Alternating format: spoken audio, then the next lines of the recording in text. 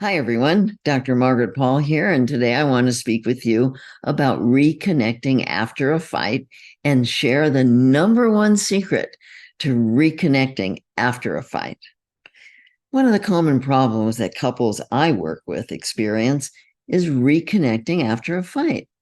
Let's say you've had a misunderstanding, or maybe that's an understatement. Maybe your partner did something very hurtful and you're angry. They blame you, and you blame them, and you're at a standoff. Before you do anything, you may want to take some time to cool down after bickering and yelling. Then, when you're ready, consider these two words as your mantra to ease the tension and dissolve the bad feelings. Let go. Let go of getting your partner to apologize for his or her end of the conflict. They may apologize later, or they may not. Doesn't matter, because you have to take responsibility for your feelings, not demand they take responsibility for yours. You need to take responsibility for the hurt in your heart, the heartbreak of being treated badly, the loneliness of the distance between you, and the helplessness over your partner's unloving behavior towards you. You need to bring compassion to your own painful feelings rather than staying stuck feeling like a victim of your partner's blame. Let go of processing why you think you had the fight, especially if your why blames your partner.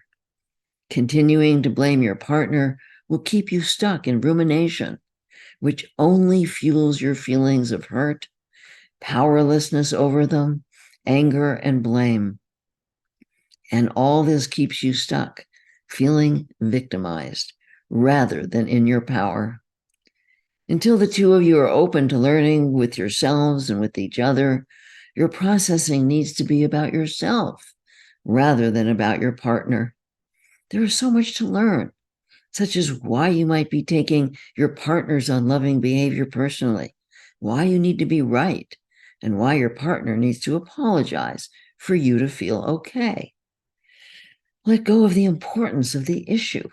How many times have you looked back at the stuff you were bickering about and realized how petty it was, or you couldn't even remember?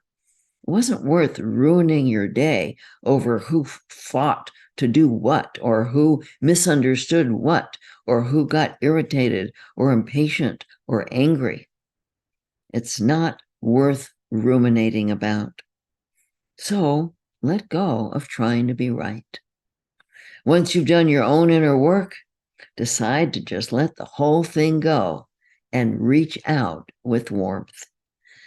It might seem contrary to creating a loving relationship to just let things go, but this is often the very thing that creates the reconnection necessary to be able to talk about it lovingly at some other time.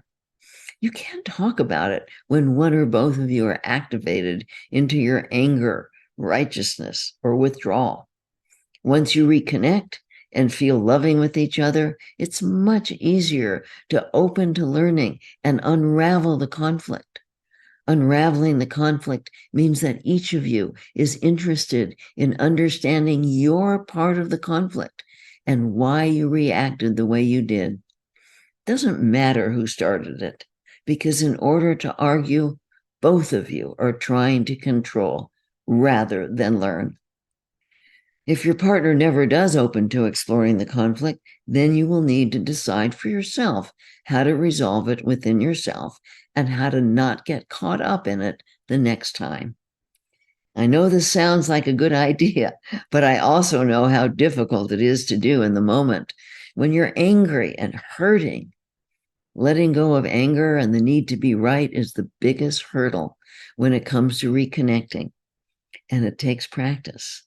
But it's so worth it.